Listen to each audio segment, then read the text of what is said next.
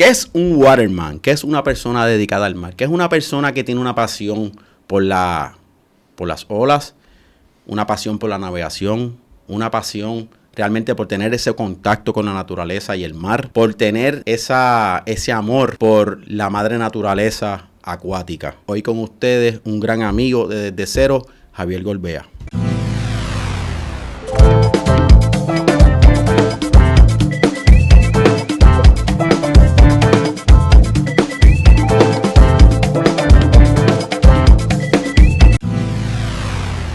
Pues sí, aquí estamos, otro episodio más en Desde Cero. Mi nombre es Ramoncito Díaz Zambrana, aquí tu casa Desde Cero. Este episodio, por cierto, es traído por Skydive Puerto Rico, la mejor escuela de paracaidismo que hay en el Caribe y el mundo. Puedes saltar a 10,000 pies de altura, 14,000 pies de altura, 18,000 pies de altura, 120 millas por hora, 200 pies por segundo. Y a 5,500 pies abrimos el paracaídas y vas a ver los mejores paisajes de Puerto Rico. Así que búsquenos allí en el aeropuerto regional de Arecibo y con mucho gusto salten con la mejor escuela del Caribe, Skydive Puerto Rico. Bueno, pues como ya les dije, estamos aquí con una gran persona del océano que para mí, ¿verdad?, es una inspiración, ha sido una inspiración a través de mi trayectoria como surfista, pero no tan solo como surfista, sino también como ser humano y como una persona dada al mar. Así que con ustedes aquí Javier Gorbea, que es la que hay. Javier, un aplauso, todo el mundo aplaude. Todo el mundo aplaude en el estudio, todo el mundo aplaude en el estudio. Muy bien, muy bien. Muchas gracias, Ramoncito, por esa introducción. Gracias. Seguro que sí. Sabes que nosotros hemos estado desde un principio, y esto te lo quiero, no sé si te lo he dicho, pero sí. Nosotros hicimos una lista de las primeras 10 personas que queríamos entrevistar. Esto fue hace 2 años y medio. Y de las primeras 10 personas, tú estabas en esa lista. Y te contacté, pero yo sé que tú estabas en tu ajetreo como capitán, navegando por el mundo. Y me acuerdo que me dijiste, sí, cuenta conmigo, pero después coordinamos. Así que estamos en el momento preciso para tenerte aquí en el estudio. Gracias por venir. ¿Cómo tú estás, Javier? Estoy súper bien, mano. Finalmente se nos dio y pues las cosas se dan en su momento. Uh-huh. Así que este es el momento y aquí estamos. Mano, contento de estar aquí. Sé que has entrevistado mucha gente muy diversa y te felicito por eso, porque la verdad es que mucha gente de mucha envergadura aquí en Puerto Rico. Coño, gracias por ese apoyo, ¿verdad? Esas palabras. Yo sé que hemos hablado sobre tu participación y sobre tus facetas, ¿verdad? Porque son muchas facetas en las que podemos cubrir a través de tu trayectoria y obviamente tengo tanta información, pero como siempre queremos ir paso por paso y un diálogo, ¿verdad?, ameno y que podamos, ¿verdad?, aprender de tu trayectoria y como siempre, ¿de dónde viene Javier Gorbea, brother? Bueno, yo nací en San Juan. Soy sanjuanero y no lo niego, aunque vivo en Isabela. Vivo en Isabela desde el 1981. Nací en el 1959, tengo 66 años. Nací en febrero 26 del 59. Me crié en San Juan y no fue hasta que empecé en la universidad que me fui a estudiar a Mayagüez. ¿No estudiaste en Mayagüez? Yo estudié en Mayagüez 2 años. Okay. Estudié 2 años de agronomía, imagínate, un chico de la ciudad estudiando agronomía, que no sabía nada del campo. Y lo que duré fueron 2 años porque en realidad fui con la intención de estar cerca del área oeste para surfear. Tú sabes que aquí tuvimos a Edwin Santos. Y vayan a buscar esa entrevista, está bien gufiada. La vi, está buenísima. Está buenísima. Búsquese, yo siempre tengo que decir ahora, búsquese el canal de YouTube de Desde Cero, date la campanita, suscríbete. Pero en esa entrevista, él a veces venía en avión, él mismo piloteando para Mayagüez. Escuché ese cuento, qué clase loco. Clase loco. Pues mira, cuando Edwin ya tenía cuando ya él manejaba, él tenía un Vega, para ese tiempo, un Chevrolet de esos Vega. Y él acá rato me pasaba a recoger y nos íbamos para aviones. Ah, sí. Me pasaba a recoger en casa y íbamos a surfear juntos para aviones. O sea que no, yo compartí con Edwin Qué cool. bastante antes de que se hiciera pro, Sí. ya después que se hizo pro y bien por él. Sí, o sea, sí. él cogió su camino, yo cogí el mío. Sí, sí. Yo decidí pues irme a estudiar, él decidió hacerse pro y me alegro por él porque le fue súper bien. No, representando Sí. a Puerto Rico, brutal. Sí, sí. Quiero destacar algo. Tú me enviaste un escrito que hizo tu mamá. Sí. Bien bonito, brother. Bien, Sí, bien, sí, sí. bien chévere. Y hay ¿verdad? Unas anécdotas bien bonitas sobre la familia, sobre tu familia y cómo ustedes vivían en el océano muchas veces en el mar. ¿Tienes esos recuerdos vivos? Sí, sí, claro, eso nunca se olvida, además cuando pues estamos, o sea, yo tuve la bendición y la fortuna de que nací de unos padres que les encantaba el mar. Ellos se conocieron en una embarcación en San Tomás. Mi abuelo tenía una casa en Vega Baja y íbamos de chiquito todos los veranos a pasar los veranos en Vega Baja, en Puerto Nuevo, en la playa de Puerto Nuevo.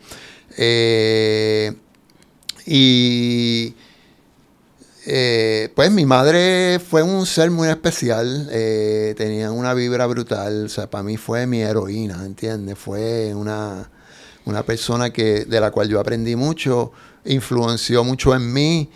Y sí, a ambos le encantaba el mar, pero mi madre en realidad era la que llevaba la batuta en todo lo que tenía que ver con estar cerca del mar. ¿Qué es esta foto que vemos aquí? Esa es la Pirulí. La Pirulí, diablo, eso fue yo tendría... Bueno, cuando esa lancha llegó a Puerto Rico, mi papá la compró, yo tenía 9 años. Okay. Es una Luz de 32 pies. Esa lancha, ya esto es en otro... Esto fue antes de la lancha. Ya ahí yo era... esos son unos houseboats que mis papás, antes de comprar lancha, nosotros íbamos mucho a las Islas Vírgenes, pero viajábamos allá. El tío mío tenía una lancha, él iba en su lanchita y nos montábamos todos en su lanchita, nos íbamos para las diferentes playas ahí en las Islas Vírgenes, específicamente en St. John. Esa. Ese es el houseboat. Esta no era la que tú me estás... Este es otro. La Pirulí vino después. Fue la primera lancha. Pero antes de tener la Pirulí, mis papás y mis tíos, porque nosotros siempre estábamos juntos. Mi tío, pues tiene también... Ellos son 6 o 7, son 6. Sí. Viajábamos juntos para todos lados. Mi tío era el hermano de mi mamá. Tío Junior. Entonces, nosotros éramos 7 también, o sea que éramos muchos. Era una familia grande, brother. Éramos una familia grande. Somos todavía, porque hay muchos todavía que están. ¿Tú eres el mayor de No, okay. Yo soy, de mayor a menor, yo soy el tercero. Ok. Yo soy el tercero. Okay. Y entonces, pues mis papás alquilaron esos houseboats ahí en San Tomás. Y en esos houseboats nosotros fuimos hasta las Islas Vírgenes Británicas. Estamos hablando de que eso tiene que haber sido en 1969 o 1970. Okay. O sea, esta foto aquí, eso es en la Pirulí. Eso es en la Pirulí. Sí, okay. Ya ahí yo era mayor. Tú eres el que está sentado ahí con pantalón amarillo ahí. Exacto, ese soy yo. Y ahí está mi hermano menor, Jorge Manuel. Y la que está de espalda es mi hermana, debe ser mi hermana mayor, Maridé. Ok. Sí, que ella es la mayor. Maridé, bien. Sí. ¿Verdad? Que yo tengo muchísimas fotos aquí, ¿verdad? Que son súper legendarias. Y aquí se ve cómo ustedes estaban, ¿verdad? Realmente relacionados al mar y cómo les gustaba esa vida y cómo realmente ustedes pues vivían y obviamente lo que dice tu mamá era como que, mira, ustedes sabían racionar la comedia y todo. Eso. Bueno, éramos 7. Mira, y éramos 7. En esa foto que tenías ahí, eso era yo con mi hermano menor, con Jorge, en uno de los dinghies. Pero mi mamá, cuando nosotros hacíamos esos viajes, sí. Y nosotros éramos chiquitos, mano, ella nos hacía las maletas todo. Ella, ¿sabes? Ella hacía toda la logística, la comida, preparaba con anticipación comida y se la llevaba congelada. O sea, un montón de cosas que nosotros de chiquitos no nos dábamos cuenta de eso, pero una vez crecimos, que empezamos a pensar en esos viajes, decíamos, wow, la verdad es que mami lo hacía todo. Y encima de eso, pues ayudaba a mi papá en la navegación. O sea, hacía de todo. Ok. Aquí no está, esta no es tu mamá. Ahí está mi mamá y mi papá. Okay. Pues mira. Eso es mi mamá y mi papá. Esto fue un viaje, esto fue como en el 85. Eso es ya en velero. Ellos cambiaron de lanchero a velerista. A velerista. Y ese cuento, pues, te lo puedo hacer luego, pero eso fue en un viaje que hicimos a las Islas Vírgenes. Ahí lo que pasó fue que normalmente esa embarcación estaba en Fajardo. Se llamaba Sajorí. Sajorí. Entonces Sajorí estaba en Fajardo, esa. Sajorí es el primer velero que tuvieron mis papás. Eso era un Veneto de 32 pies, un First 32. Coño, bueno. Y ahí también nos acomodamos todos. Okay. Si te fijas, ahí está la tabla. Ese fue un viaje que estábamos en San Tomás y nos llevamos las tablas. ¿A dónde fueron? Bueno, lo que pasó fue que mis papás llegó un punto que ellos a veces querían irse solos en el velero.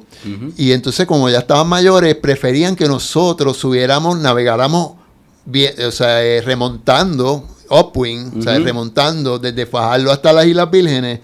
Nosotros llevábamos el bote y ellos venían en avión, se juntaban, estábamos 2 o 3 días con ellos y nosotros nos volvíamos en avión y los dejábamos solos. Ya el viaje de vuelta, ellos lo hacían solos porque ya era downwind, aunque a veces pues se pone el viento del oeste, tú sabes, pero eso es bien raro. Es bien raro. Sí. Bien raro, pues ellos hacían el viaje de vuelta bajando porque era más fácil. Okay. Entonces ese viaje yo lo hice con un amigo mío brasileño y su novia que estuvo aquí como 2 meses.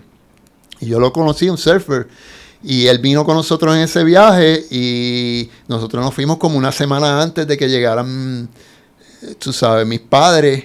Y nos fuimos por ahí a pasear y a surfear. Y después cuando ellos llegaron, pues es la foto que tú habías puesto que salimos los 4. Ahí sale Jorge. Sí, entonces, para ese tiempo Jorge, que es el menor, era el más que sabía de todo, de cómo velear. Okay. Y lo que tenía eran 13, 14 años. Bueno, tendría para ese tiempo, exacto, algo así. Y Jorge, en realidad, para mí, yo aprendí un montón de Jorge. Jorge era el mejor navegante que teníamos en la familia. Ok. En términos de... Y todavía lo es. ¿Y esta es la Sajorí?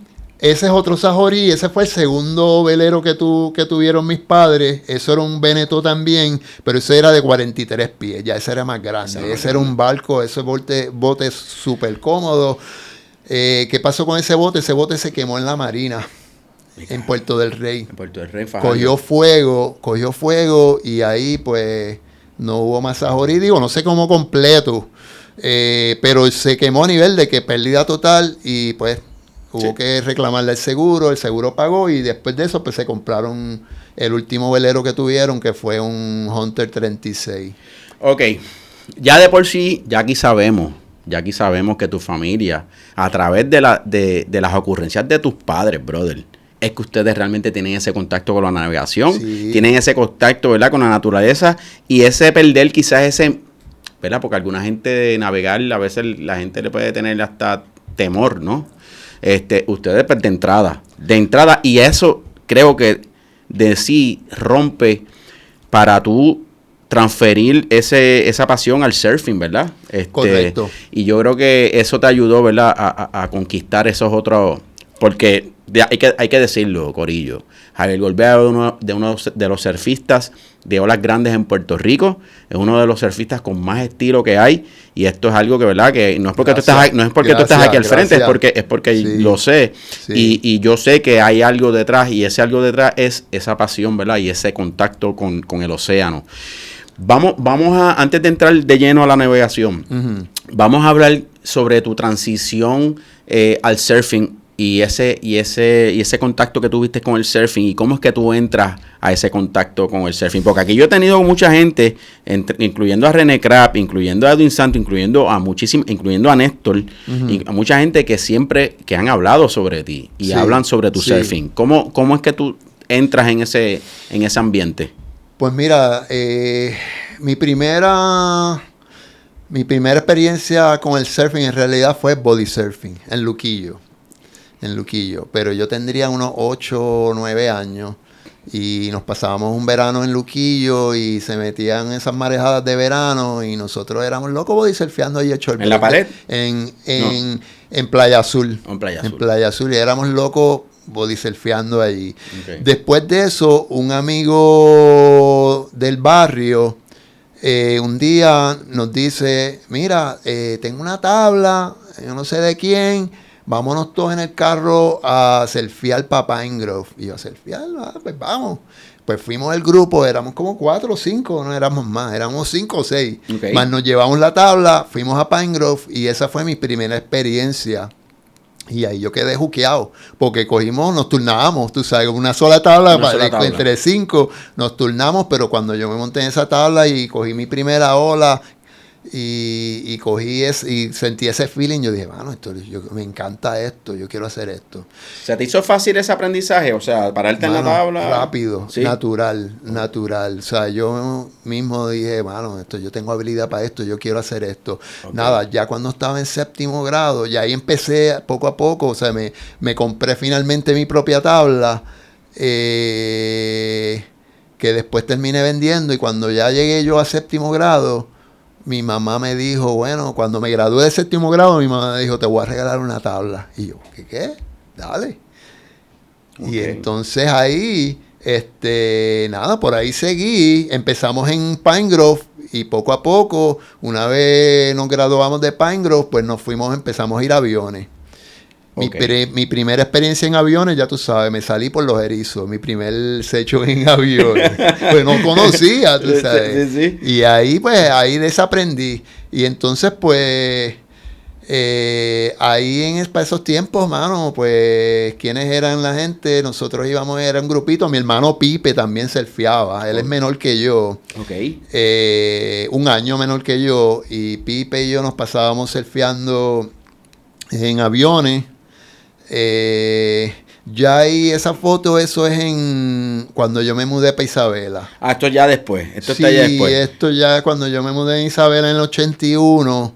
Ahí estoy con Pingiri, que está a mi derecha, y Body Peletier en una competencia. Si ves atrás sí, los jueces. Sí, exacto. Sí, o sea que el de la izquierda es Papo Pingiri.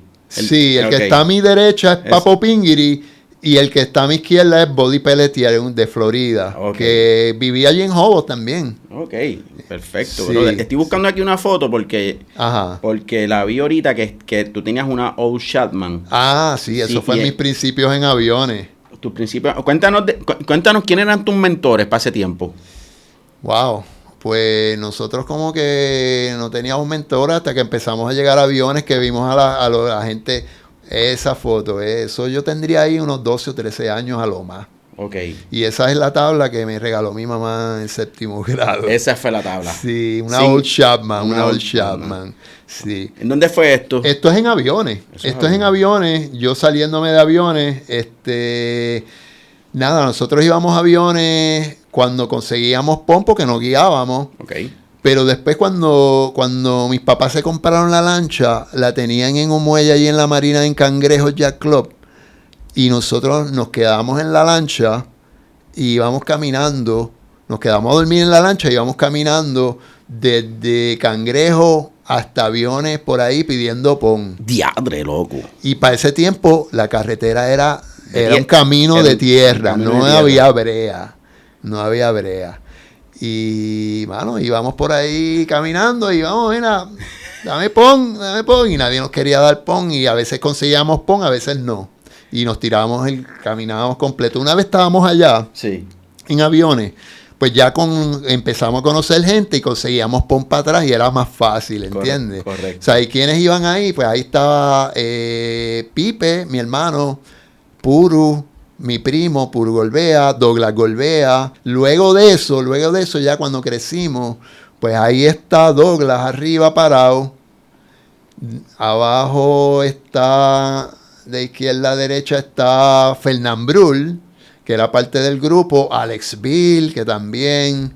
estoy yo y está al lado mío, a mi izquierda, está Marco Soto, chileno, que es el papá de Sebastián Soto. Ok. De Sebastián Soto. Y ese era el grupito que nosotros íbamos a surfear. Y ahí, pues ya ahí empezamos a venir para Jobos, para acá más para el oeste a surfear. Que tengo entendido que este es el papá de Sebastián, ¿no? Ese chileno, sí, ese chileno, le decimos nosotros, chileno, el gran chileno. Gran chileno. El pana, él tenía una guagua Volky, mano, y nosotros nos tirábamos todos los fines de semana para Jobos, desde San Juan, y nos quedábamos camping allí en Jobos. ¿Cómo era ese tiempo allí, brother? ¿Había mucho crowd o cómo era la cosa? Había bien poco crowd. Los que estaban allí eran los locales, alguno que otro gringo que estaba en la base, tú sabes, que era militar.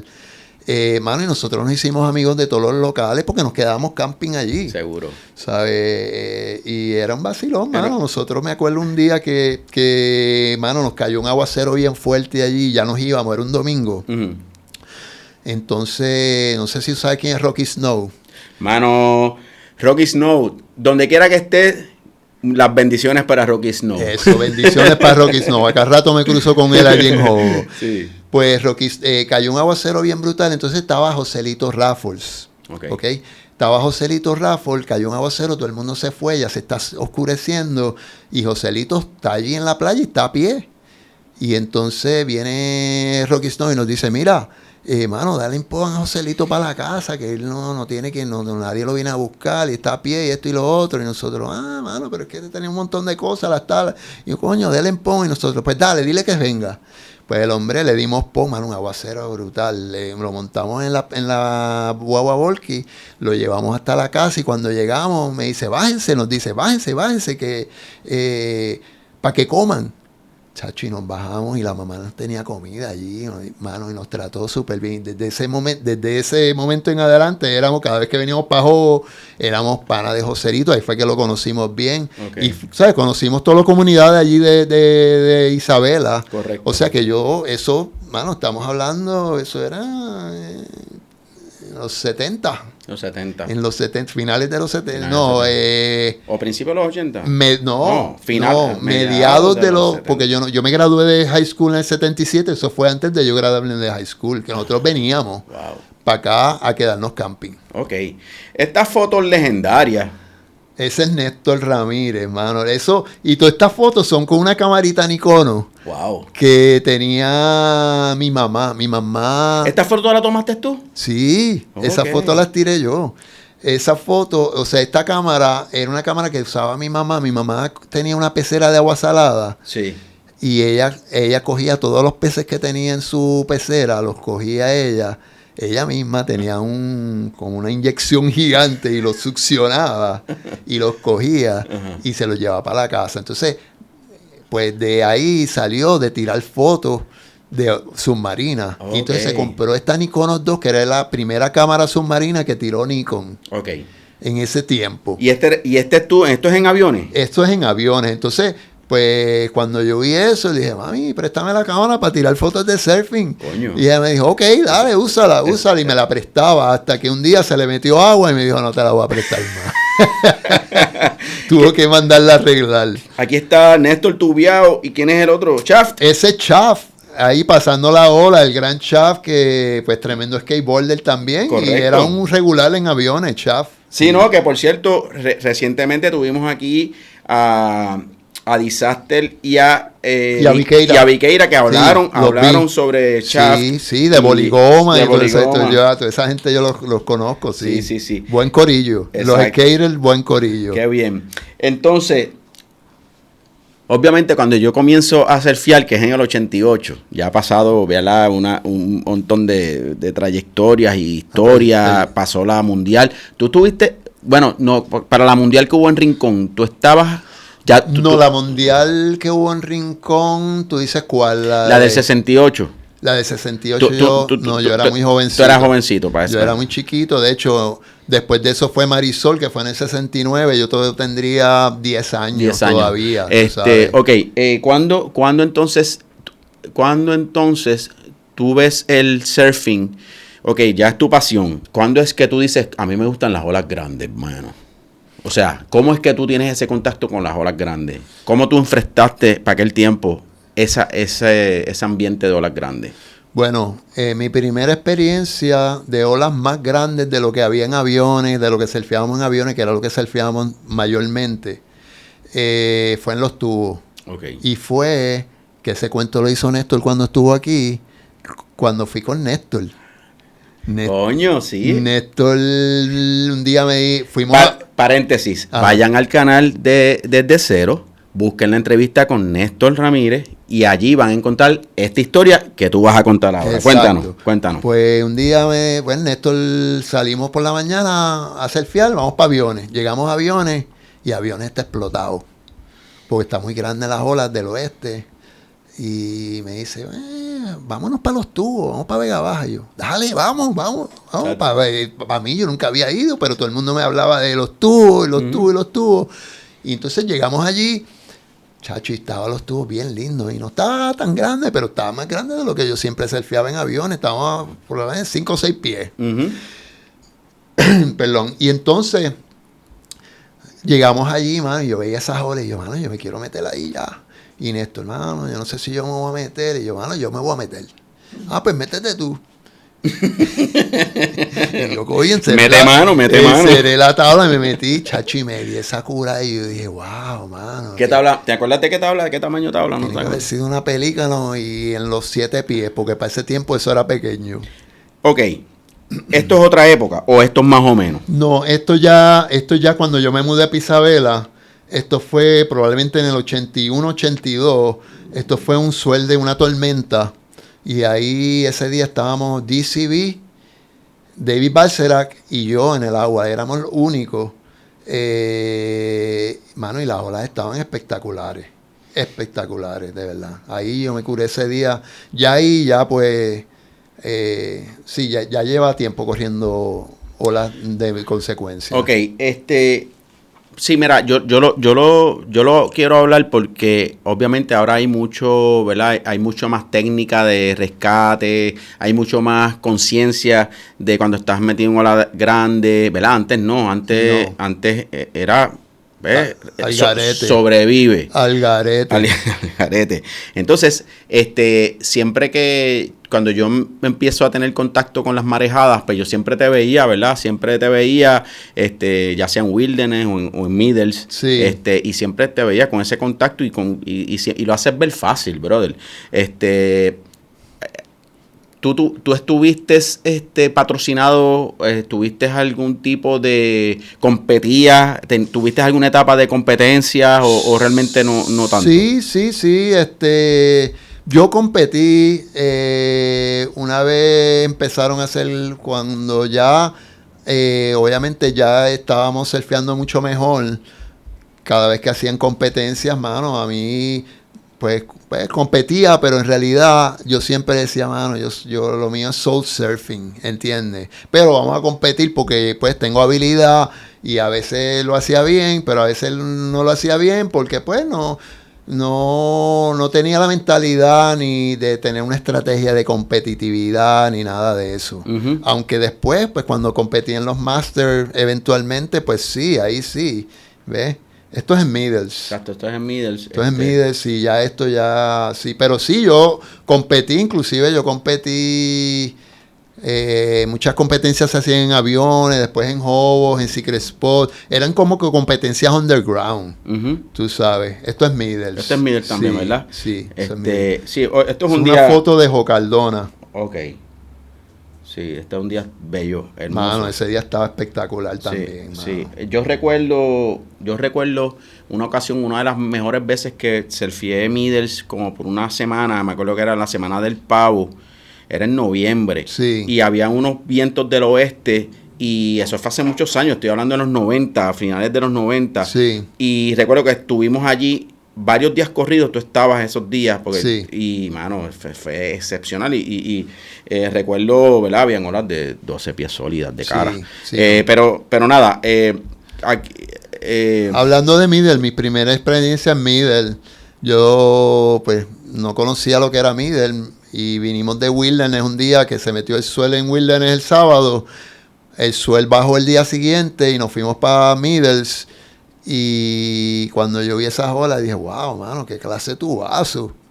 Me voy a meter, me metí Mano, y cogí una ola y lo voy a meter al lip. Chacho, lo que fue que me quedé en el lip pillado y me tiró el de force y me pegó al fondo y me raspelé la rodilla y yo dije, bueno, espérate, esta playa es de respeto. Y ahí entonces, en vez de meterle, pues empezaste a hacer esto. Empecé a meterme en el tubo, exacto. Sí, a veces en Middle para tú pasar la ola te tienes que tubiar. Sí, no hay manera. Es un vacilón. Sí. Bueno, pero lo que yo estaba hablando, ¿verdad? De olas, ¿verdad? De más consecuencias, ¿verdad? Es días de estos así. Uf. Que esto, ¿verdad? Pues esto es Wilderness, entiendo. Wilderness en esteroides. Desde que yo empecé a surfear Wilderness, hermano, le cogí, ¿sabes?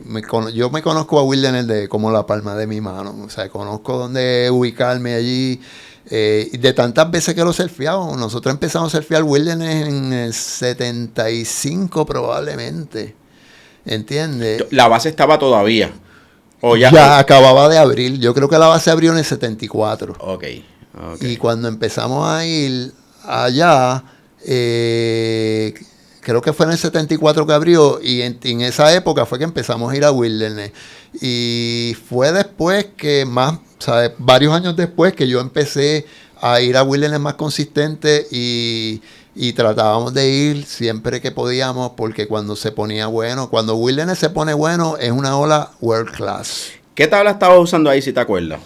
Mano, para mí que esto es una tabla Rawson probablemente, que probablemente mide o 7, 6 o 8 pies. Correcto. No es una tabla pequeña, es una tabla grande. Esto, ¿verdad? Se ve que ese día pues estaba serio. Sí. Y obviamente, oye, y vamos a hablar claro, mira, ahí cuando yo digo un poco reckless, tú no tienes ahí flotación. Tú no tienes, hoy en día, ok, gente, miren, lo que pasa es que hoy en día se utilizan suits que tienen flotación, impact vest, tiene activación también. Sí. Tienes un equipo a veces de rescate con un jet ski que están pendientes. Sí. Para ese tiempo. Ya yo no corro, yo no tengo nada de ese equipo porque ya yo no corro olas tan grandes. bueno, eso hay que verlo para creerlo. Tienen que estar perfectas de verdad y para yo meterme, pero no tengo ninguno de ese equipo. Lo que tengo es un impact vest. Si algún día decido meterme, pues me pongo ese impact vest. Bueno, pero acá cuando usted, mira, por cierto, el día que estamos grabando esto, viene una marejada. Eso. Y ya yo surfeé hoy dons de 5 pies con marejadas del oeste subiendo mañana y pasado mañana. Posiblemente hayan olas de calibre grande. Sí. Bienvenido a Tres Palmas, Javier, para que Gracias. Que el Tres Palmas Cruz te buscan jet ski. Bueno, yo tengo planes de venir para Rincón mañana. Exacto, pues muy bien. Pues mira, ok, ¿cómo es? Hay tanto de qué hablar, ¿verdad? Pero ¿cómo es porque cuando yo conozco sobre ti, sabía que tú estabas manejando local motion. Ah, sí. Y sabía que estabas bien relacionado a Michael Gutiérrez, porque a Michael Gutiérrez yo le compro una tabla, una local motion que era de Tony Moniz. Sí. Era roja y amarilla. Y recuerdo que para aquel tiempo Estefan Bradley me llevó a comprar esa tabla a casa de Michael y después hablamos de que no, porque tienes que comunicarte con Javier Golbea. Entonces ahí es que yo sabía pues que tú estabas con local motion y todo eso. ¿Cómo es que tú te relacionas con la industria del surfing? Bueno, pues yo primero que cuando yo competí, pues estuve expuesto a la industria porque pues tuve algunos auspiciadores. Por ejemplo, en un momento dado, Tony Jordan de Playero me ayudó a mí con tabla cuando fui a competir a las mundiales en el 84.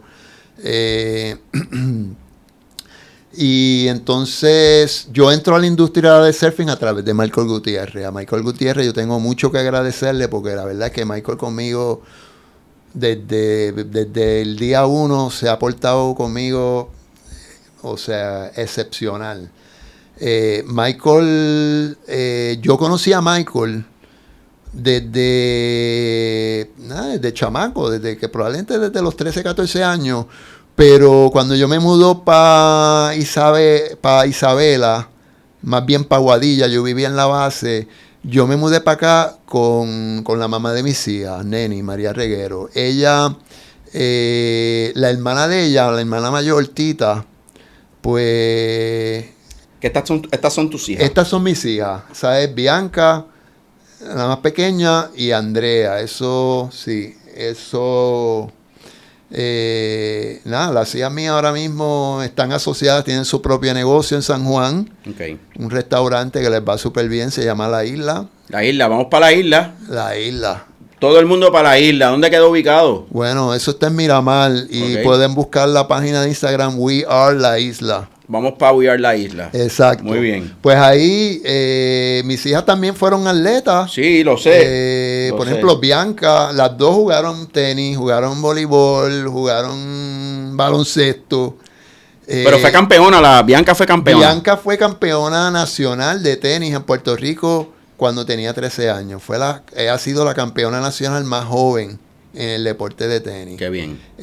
Y nada, ella siguió jugando juvenil hasta que se graduó de high school y hizo su carrera universitaria en la University of Louisville con beca full, que para mí fue un alivio brutal. Nítido, brother. Sí, no, Bianca es yo recuerdo enfocada. Yo recuerdo ese tiempo cuando ella era campeona porque se hablaba en la comunidad surfista, la hija de Javier, tú sabes, sí. Me acuerdo. Sí, no, Bianca la verdad es que jugaba lindo, jugaba bien y jugaba lindo. ¿Y tú juegas también tenis? Mano, yo jugué tenis cuando yo empecé a jugar con ella. Yo jugaba tenis en high school. Jugaba mucho con Freddy González, el hermano de René González. Okay. Jugábamos tenis, pero era de vacilón. Sí, y sí. yo, sin nada, yo mismo aprendí. Seguro. Mirando, una raqueta, dale aquí, dale allá. Entonces, cuando Bianca estaba creciendo, ella empezó a jugar tenis casi a los 9, 10 años.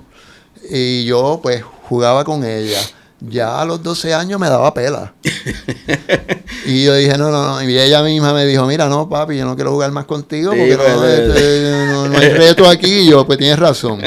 Vamos a conseguirte a alguien que juegue mejor que tú para que te desarrolle. Muy bien. Y así fue. Ok.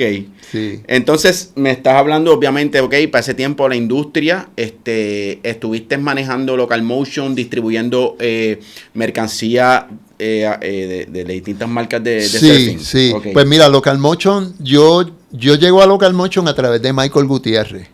¿Okay? Michael Gutiérrez fue el primer rep de Local Motion, fue el primer rep en Puerto Rico de Local Motion Hawaii. Entonces, mientras él está trabajando en Local Motion, él consigue la representación de Oakley. Y él empieza con Oakley y Oakley le explota de una manera que le demanda tanto tiempo que ya no puede manejar Local Motion, entonces está buscando a alguien y llevaba casi 2 años ofreciéndome la oportunidad de venirme a trabajar con él. Okay. Y yo, no, chicos, yo estoy bien aquí, yo trabajaba en Hewlett Packard, trabajaba en el departamento de ingeniería, yo era técnico de electrónica y después estaba a cargo de un grupo de técnicos allá en Hewlett Packard. Okay. Y nada, él tanto estuvo hasta que me convenció. Surgió la oportunidad en Hewlett Packard de yo trabajar part-time y empecé a trabajar como rep de Local Motion part-time. Empecé en un show en Orlando. Okay. Y de ahí, me integré en la industria a nivel de que al año de estar con Local Motion, me fui full con Local Motion y me renuncié a Hewlett Packard. Okay. Y entonces ahí pues trabajaba Local Motion más otras marcas. Eventualmente pues conseguí Maui Gym. Maui Gym al principio yo lo trabajé como representante independiente, o sea, cuando tú trabajas como representante independiente, tú trabajas a pura comisión. Tú te cubres todos tus gastos, tú sabes, a pura comisión. Okay. Maui Gym, yo empecé así, pero después de casi 2 años con Maui Gym vino y me hizo una oferta. Mira, para que te conviertas en empleado directo con beneficios, salario fijo y plan médico. Coño, tremendo, y plan de retiro. Y cuando ellos me enviaron la propuesta, esto no hay que pensarlo mucho. Exacto. No hay que pensarlo mucho. Y dejé todas las líneas, me dediqué a Maui Gym y ahí estuve casi 15 años. Casi 15 años. Ok, interesante. ¿Cómo? ¿Verdad? Esto es una pregunta que la tiro de la manga, pero ¿qué ha pasado con la industria surfista en Puerto Rico? Yo sé que tú no estás, ¿verdad?, bien ligado a la industria ahora, pero ha habido un cambio. Oh, sí, no. Cuando la época de nosotros, mira, una época de gloria esto. Una época de gloria. Yo tuve la dicha, la bendición de que cuando yo caigo con Local Motion, en ese momento dado, se ponen de moda las camisas hawaianas. Y Local Motion hacía las mejores camisas hawaianas. Es y verdad. entonces Local Motion tenía una división que se llama Cajada, Ujú. que eran ahora aún más de más categoría, más high-end. Y unas camisas brutales mano, yo tengo un montón de camisas Cajada todavía que están como si fueran nuevas. Camisas hawaianas. Mano, y a mí, esa época, que fueron como 2 años que estaba la fiebre de las camisas hawaianas, mano, a mí me fue tan bien que gracias a eso yo me pude comprar la casa que yo vivo ahora.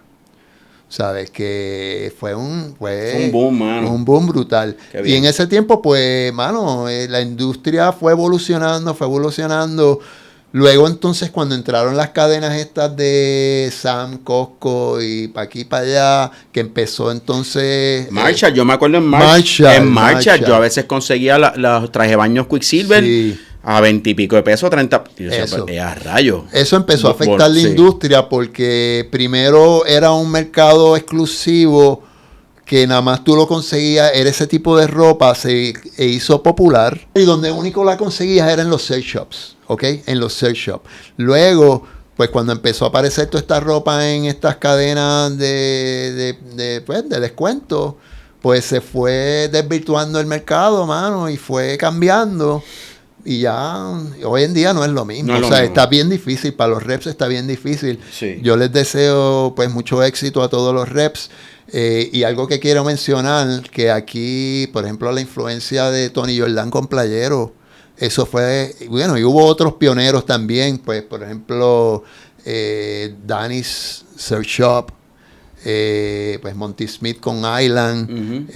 Playero, pues fueron unos pioneros en lo que era la venta de ropa de surf en el mercado. Qué bien. Sí. Qué bueno que lo mencionas porque yo creo que es un referente, Tony Jordan Sí. y Playero es un referente. Sí. He tratado de contactar a Tony para, Sí. ¿verdad? Para pues poder hablar de su trayectoria y de aquí le enviamos un abrazo a Tony. Sí.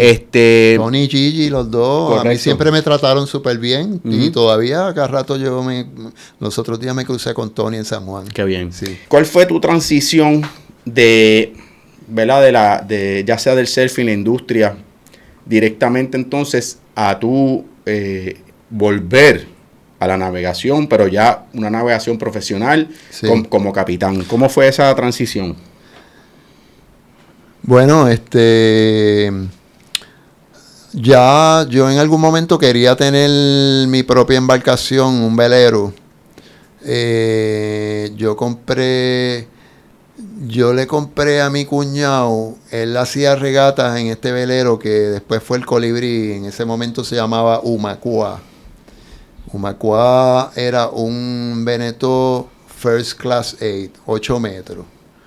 Que mi cuñado, el papote, él regateaba con mi hermano y con otro grupo de gente, regateaban y en una regata un bote más grande de 40 pies lo impactó y le hizo un boquete por el lado y entonces él le reclamó el seguro y me vendió ese bote, mano, creo que fueron en 500 pesos, con todo el equipo, pero con un boquete en el lado. ¿Este es el velero Colibrí? Ese es Colibrí. Ok. Ese velero yo lo tuve antes de tirarlo al agua, entre una cosa y la otra, fácil como 15 o 18 años, antes de tirarlo al agua. No jodas. Sí, mano, porque ese bote yo lo compré pues con un damage y con mi vecino Geraldo. Saludos a Geraldo, el Captain Jerry. Mano, lo fuimos reparando poco a poco, le reparamos el hoyo y, mano, entre una cosa y otra surgían pues inconvenientes y había que echar el proyecto del bote para el lado y dedicarme a otras cosas. Mano, hasta que finalmente a mí me despiden de Maui Jim. Ahí está, ese es velero Colibrí. Ese es Colibrí cuando lo tiramos al agua por primera vez. Y ese es Geraldo ahí, ese es Geraldo. Ese es Geraldo, bro. Ese es Geraldo ahí, sí. Coño, mano, voy a aprovechar un saludito a Geraldo donde quiera que esté. Mano, Geraldo debe estar por Jayuya, que está trabajando en una hacienda allá haciéndole los pisos en madera. Tú sabes que él es un maestro en madera. Sí. Además del maestro de fiberglass. Oye, que por cierto, me dio uno de mis primeros trabajos cuando él arreglaba y reparaba los cajones de energía eléctrica. Sí, y allá en Isabela, gracias con ese trabajo fue que yo pude comprar mi pasaje para Puerto Escondido por primera vez, para ir a hacer al Puerto Escondido en el 1995, 1996. Así que gracias, Gerardo, donde quiera que esté. Un abrazo. Pues mira, yo con Gerardo yo lo aprecio mucho porque Gerardo, tras de que es mi vecino, para mí es mi hermano. Es mi hermano y siempre lo ha sido y lo será. Pues nada, Gerardo me ayudó un montón a restaurar ese velerito. Pues a mí me despiden de Maui Jim. Yo estaba bastante adelantado en ese velero, llevaba un poco más de un año metiéndole bien duro. Me lo llevé para mi casa, lo tenía en casa de Gerardo primero. Uh-huh. Me lo llevé para mi casa y ahí, mano, le metía por las noches prácticamente todos los días. ¿Qué es lo que tienes que hacerle? Mira, mano, armarlo. Armarlo. Lo desarmamos completo para arreglarlo el fiberglass. Después que le arreglamos el fiberglass, era armarlo. Okay. Y muchas piezas yo las tenía, pero otras no, así que tenía que comprar piezas y poco a poco lo fuimos armando. En eso, a mí me despiden de Maui Jim. Okay. Eso fue en el 2016.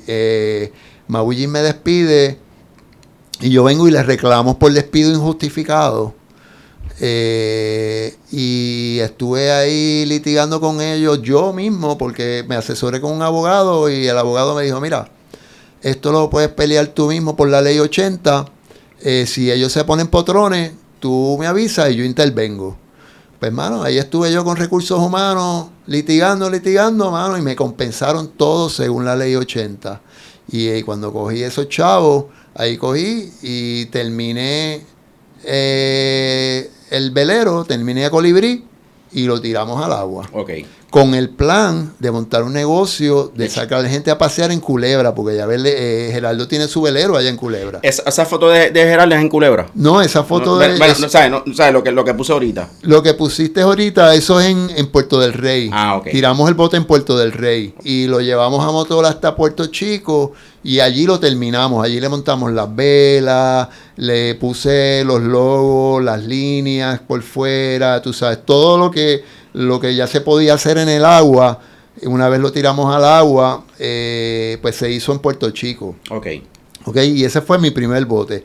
Ya ahí yo entonces empiezo, Gerardo me dice, bueno, pues si tú quieres, si nos vamos a asociar, tienes que sacar tu licencia de capitán. Y dije, pues dale. Cogí un curso online,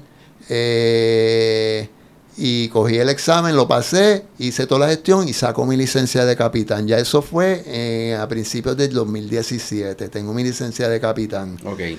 Entonces, y ahí seguimos trabajando en mi bote y en el bote de él también. Y hasta que vino el huracán María. Exactamente. Pero antes de que viniera el huracán María, en ese verano, nosotros como estábamos allí en el Puerto del Rey, en Fajardo, bastante consistentemente allí, Gerardo ya conocía a Félix García. Félix García era el que manejaba, el gerente de una base de los Moorings que están en Tortola, que alquilan veleros. Uh-huh.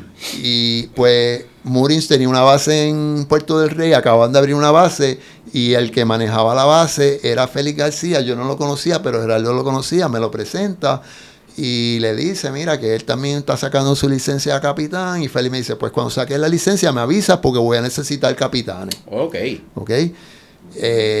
Y cuando tan pronto saco la licencia, le escribo a Félix, mira, ya tengo la licencia. Me dice, pues qué bueno, porque de aquí a 2 semanas hay que traer como 5 embarcaciones desde Tortola para la base de acá de Fajardo, de Puerto del Rey, y va a haber trabajo. Y yo, pues fantástico. Cuando llegue el momento me llama a mí, llama a Gerardo. Gerardo le toca traer un catamarán de 48 pies de vela, y entonces a mí me toca traer un catamarán de 54 pies de motor, no de vela, un Power Cat. Y, mano, cuando llegamos allí, que yo me monto en el barco ese, yo, diablo, mano, este barco está grande. Mi primera vez, o sea, yo nunca había manejado un barco tan grande. Yo, había manejado lanchas y veleros y todo, pero ¿tú tienes fotos? ¿Hay fotos aquí de ese? No, de ese no hay. Okay. De ese no hay. De todas maneras, pues vamos para allá. Y, mano, el catamarán el Power Cat, estaba metido en una esquina que para sacarlo había que maniobrar.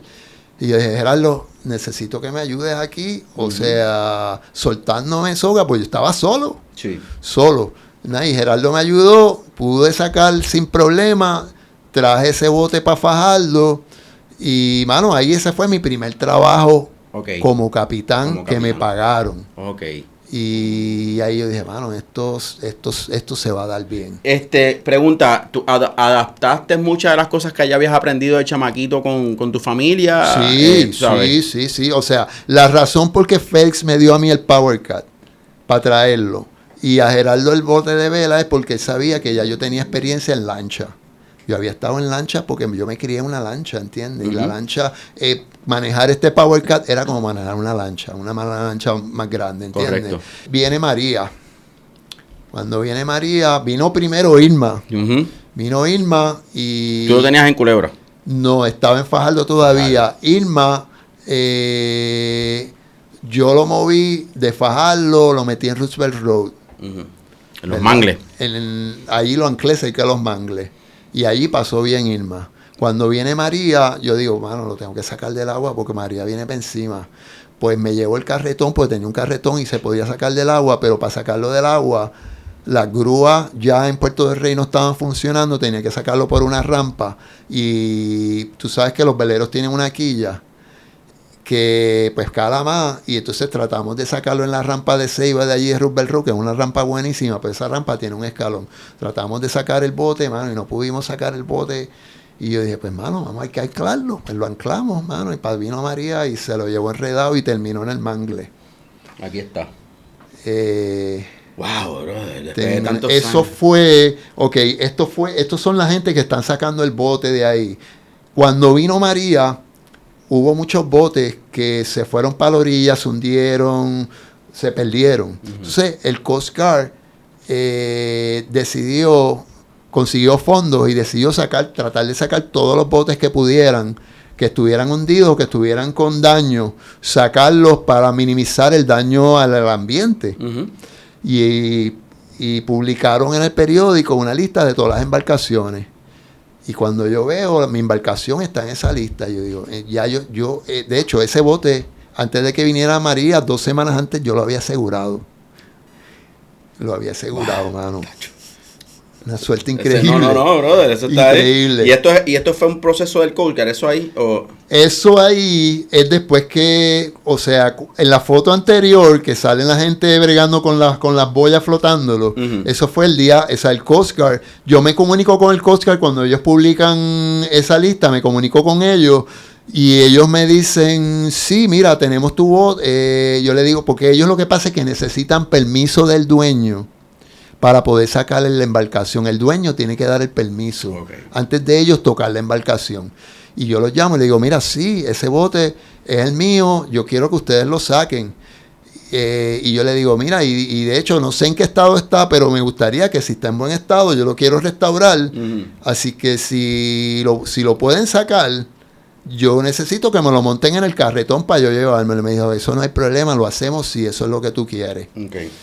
Y entonces el día que lo van a sacar, estamos hablando de que Irma fue en septiembre, esto fue como en febrero. Sí.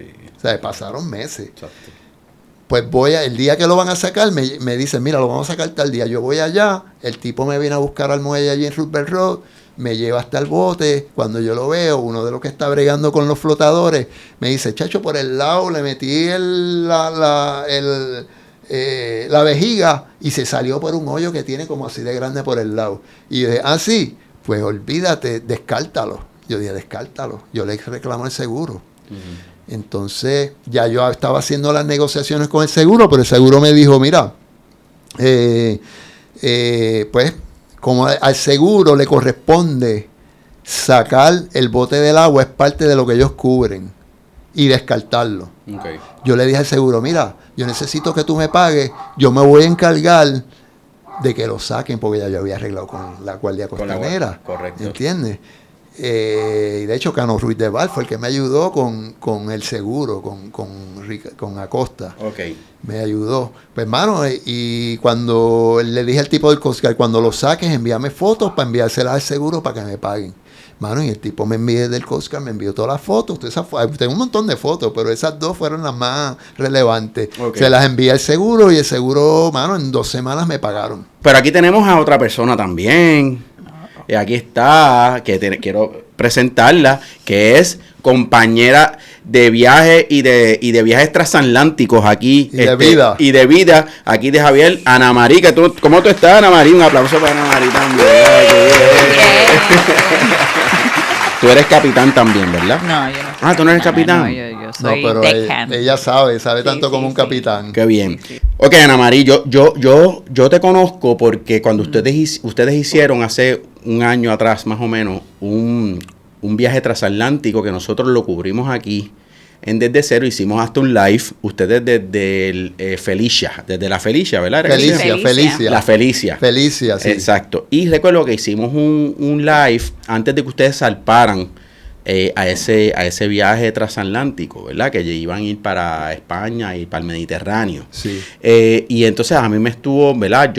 Estábamos siguiendo, ¿verdad? Esa trayectoria de ustedes y fue bien curioso y al mismo tiempo bien, nada, estábamos hasta preocupados por ustedes. Sí, sí. Ese fue uno Pues mira, de los... ese live fue en Bermuda, cuando llegamos a Bermuda. Ok. Nosotros salimos de Fajardo en mayo 30 del 2024.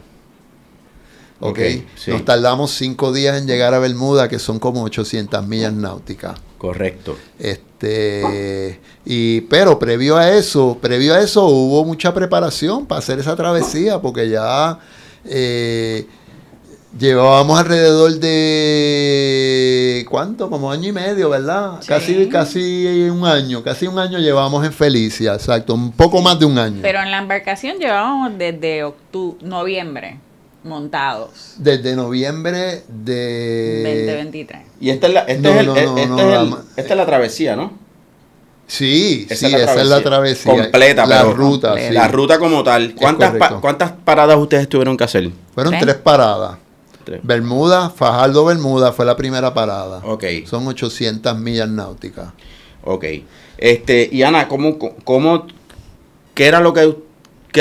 era tus trabajos? ¿Cuáles eran tus deberes y responsabilidades durante esa travesía con este corillo de locos que estaban transportando esta embarcación para allá? ¿Cuáles eran tus deberes? No, mis deberes fueron pues la salud, salud de comida, Ok. y salud mental también. Yo creo que yo era de la que pues mantenía a todo el mundo feliz, porque pues uno tiene que estar barriga llena, como corazón contento. Exacto. Sí, sí. Por eso, pero ¿verdad? Lo digo porque yo fui marino mercante por 5 años. Sí. Y estuve. No sabía eso. Sí, yo estuve, pues. cogí las, ¿verdad? Cogí la licencia de capitán Sí.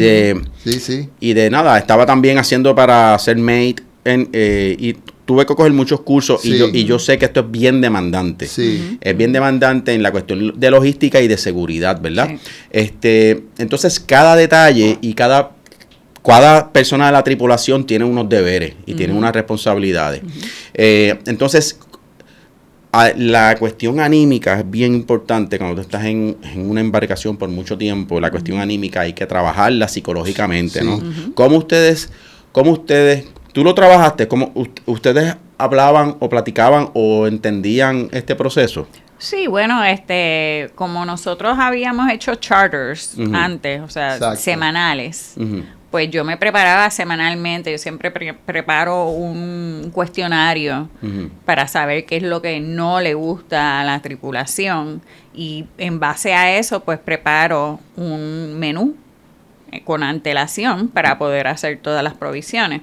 En este caso en específico, nosotros somos pescarianos, ¿ves?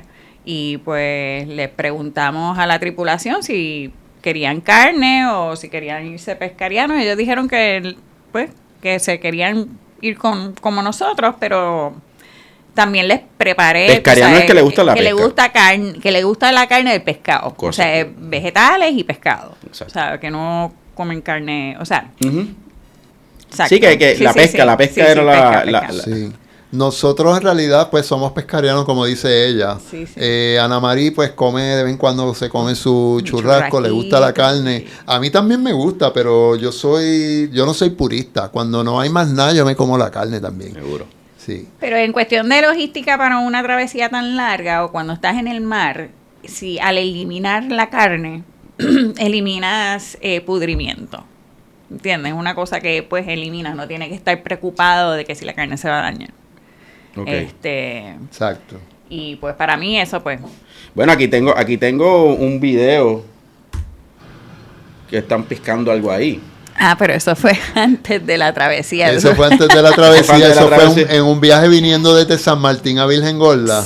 Sí. Que se nos pegó ese marlin. Es un marlin pequeño. Ujú. Pero, mano, sacó prácticamente toda la línea. Cuando finalmente lo trajimos, que vimos que era un marlin, yo, diablo, mano, esto yo lo voy a soltar. No, y estábamos los dos solos, tú Sí, sabes, que sí. y yo veía ese Marlin que brincaba y yo, Dios mío, qué miedo que se lo... Tenía un miedo. Estaba enfogonado, mira cómo... Sí, no, Sí. Ok, entonces, Sí. ¿cómo? Ok, entonces aquí tengo otros videos, ¿verdad? Pero quiero que me lleven aquí a esta parte. Creo que es esto. Este es el Felicia, ¿verdad? Ese es Felicia. Ok. Eso es un Privilege, que es un bote francés de 65 pies. Un barco, es del 1999, ese barco tremendo Bello. catamarán. Sí. Tiene cinco habitaciones dobles con su baño. Más tiene uno al frente, tiene unas Tiene dos cabinas más. para la tripulación. Ok. El dueño, pues yo había trabajado un charter de una semana en ese bote el verano antes. Ok. Y el dueño pues me llama y me dice, mira, tengo el bote en San Martín, estoy haciendo unas remodelaciones y necesito un capitán porque quiero hacer un charter con mi familia en las Islas Vírgenes Británicas. Y el bote está en San Martín. Y le digo, pues está bien. Pues yo le digo, pues mira, tienes dos opciones. Me contratas a mí solo o me contratas a mí y a Ana Mari, porque me dijiste que son 14 personas. No es que las 14 personas van a estar todo el tiempo en la embarcación, porque ellos alquilaron una casa en Virgen Gorda, pero para ayudar, ya él tenía una cocinera. Ya. Pero Ana Mari puede ayudar a la cocinera, y él me dijo, vengan los dos. Dale, te voy a contratar a los dos. Ok. Y ahí nos fuimos a Felicia, llegamos allí, mano, el bote era un revolú brutal, piezas por todos lados. Estaba en plena restauración, o sea, estaban haciéndole mejoras. Ajá. Mano, un revolú, y teníamos una semana, y yo dije, mira, la única manera que nosotros podemos tener este bote listo en una semana es que trabajemos de sol a sol y que todo el mundo meta mano. Bueno, esto esos fueron los motores. fue después que ya llevábamos en el bote, que él nos contrató por un mes. Durante ese mes, él terminó despidiendo a la cocinera, pero cuando va a despedir, me pregunta si Ana Mari puede ser cocinera, y yo le dije, mira, eso hay que preguntarle a Ana Mari, yo no te puedo decir. Correcto. Le preguntamos a Ana Mari dice, sí, dale, vamos, pero se me va a hacer difícil con lo que tenemos de compra, pero olvídate, yo me las invento, ¿verdad? Ahí estás tú, ¿verdad, Ana Sí, María? esa soy yo. Ella fue la que grabó el video. Exacto. ¿En dónde es esto? Esta es la laguna. Esto es en San Martín, en Simpson Bay Lagoon. Ok. Bay Lagoon, y estamos saliendo para... eso fue la primera vez que navegamos que salimos De en Felicia. Sí. Esto es ya para salir. Sí, Pa- saliendo Sí, de la laguna. Exacto. Después que terminamos de preparar el bote para entonces irnos de San Martín a Virgen Gorda, pues salimos de ahí. La marina era dentro de la laguna, pues hay que esperar el horario que abre el puente, y ahí estamos saliendo. Y pues Y- nada más tienes como 4 pies a cada lado. Exacto. Entonces O sea mírame que- a mí manejando ahí. Estoy ahí, mano, tratando de ponerlo en el mismo medio, porque es un espacio estrecho y este bote es bien ancho. Pero, mano, salimos bien. No, Sí. no sé qué carajo. Sí. Van por ahí para Yo abajo. lo que hice es que una vez estaba alineado, mano, yo aceleré. Rápido. Aceleré porque tú tienes, mientras un poco más rápido tú vas, más control tienes de la embarcación. Correcto. Ve, y se ve que estoy yendo bastante rápido, pero es por eso, para mantener el control. Y ahí cruzamos, mano, eso se muelle, después lo cruzamos varias veces. Ok. Para que tú tengas éxito en una travesía de esta magnitud, es la preparación. La preparación. Es la clave, esa es la clave. O sea, tú tienes que estar preparado. Estás en el medio del mar, a miles de millas, que no tienes ningún tipo de ayuda. Tienes comunicación, porque tenemos internet satelital. Tenemos unas balsas de supervivencia también, que si pasa algo el bote se hunde, pues las balsas. Los life raft, ¿verdad? Un life raft. Que eso, que el que no sepa, eso contiene una serie de aditamentos, comida y tiene unos agua. Exacto, y tiene una serie de, ¿verdad? No es herramientas, una serie de aditamentos son provisiones. Tienes agua, comida seca, para pescar. La cuestión está del satélite que tú prendes y sí, exacto, un EPIR, exacto. Pues todos esos preparativos los tuvimos que hacer. Las balsas hubo que certificarlas porque estaban vencidas. O sea, que antes de salir tuvimos que llevárselas a la gente en San Juan, que se llaman Life Raft, de hecho, y ellos nos las surtieron con todo nuevo, nos las prepararon. Ana Mari se encargó de todo lo que era cuidado y first aid kit, medicina, del botiquín. Exacto. Todo lo que era. O sea, que nos dividimos las tareas y estuvimos 3 meses preparando el bote. A mí me tocó todo lo que tenía que ver con las velas, con los motores, con los sistemas de la embarcación, y ella se encargó de la comida, de averiguar sobre las entradas, porque cada país que tú vas, tú tienes que hacer una entrada. Sí, la aduana, la aduana, inmigración. ¿Cuál era lo más tedioso de todo, Ana? Sí, o sea, no lo más tedioso, sino lo más todo fue un tripeo bien chévere.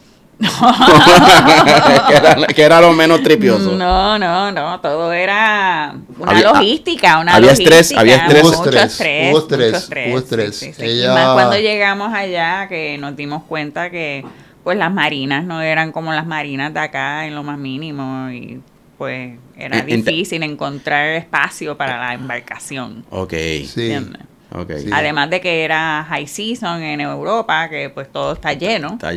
Sí, pero para el cruce en realidad, todo lo que tiene que ver con cuidado de nosotros, de la tripulación y la comida, Ana Mari con la comida bregó espectacular. Y ¿cuánto fue, una vez zarparon, que fueron las rutas, cuánto tiempo en llegar al Mediterráneo? ¿Cuánto tiempo fue? Bueno, en total nos tardamos 28 días en total. Sí. O sea, pero hicimos 2 paradas antes de llegar a Cádiz, que fue cuando ya completamos el cruce del Atlántico, en Cádiz. Aquí no sé si ustedes estaban... ¿En dónde Eso fue en Bermuda. Ahí está la tripulación completa. Correcto. Ahí está Ana Mari, yo, Susi, la capitana Susi, que tiene mucha más experiencia que yo haciendo travesías, pero no había hecho esta travesía, y cuando yo le ofrecí la oportunidad, me dijo: cruzar el Atlántico, eso ha sido mi sueño del sueño de mi vida. Yo lo hago aunque no me paguen. Así que vamos para allá. Exacto, y lo hizo. Y entonces Lynn Río. Esto fue el live que hicimos antes de ustedes zarpar, y que ustedes estaban esperando también el clima ¿verdad? Sí, ese live fue ya cuando ya habíamos llegado a Barbados, perdón, a Bermuda, perdóname. Salimos de Fajardo en mayo 30, llegamos a Bermudas en 5 días, o sea que era, el 4 o el 5 de junio, esto creo que fue el 6 de junio. Correcto. Hicimos este live. Sí. Ahí estuvimos ahí como 3 o 4 días. Yo tenía unas piezas que había mandado a buscar que me llegaron allá. Me las iban a enviar para Puerto Rico. Yo le dije: no me las envíe para Puerto Rico porque estoy saliendo. Envíamelas para Bermuda para que cuando yo llegue, pues las recojo allá. Y estábamos esperando también por el pronóstico, una ventana de tiempo buena. Nosotros contratamos una persona que se llama Chris Parker, que se encarga de eso. El tipo te da un pronóstico y te da una ruta. Recuerdo porque yo estaba siguiendo los posts que tú ponías, Ana, y me acuerdo que tú pusiste como que mira, ya pasamos la tormenta, ya está más tranquilo. Bueno, no fue una tormenta, fue viento de frente de 20 a 25 nudos, que se pone incómodo. El problema es que se pone incómodo, entonces uno se cansa, estás incómodo, te marea, tú sabes. ¿No? Ok, aquí tengo un videíto, creo que esto es con la bandera de de España. Bueno, Eso fue llegando ya. Eso es llegando ya. La rota, ya sí. finalizando el Felicia, cruce. sí. Sí. Y ahí está Ana subiendo la bandera española, ¿no? Sí. Exacto, y la amarilla, que es la de cuarentena. Cuando es cuarentena es que tienes que esperar Para hacer entrada, pero en hacer- Sí, realidad no teníamos que hacerlo no, porque eso- ya habíamos entrado a Europa. habíamos entrado a Europa cuando llegamos a las Azores, porque Azores es parte de Portugal. Ah, ¿verdad? Y no sabíamos. Sí, Qué cool. sí.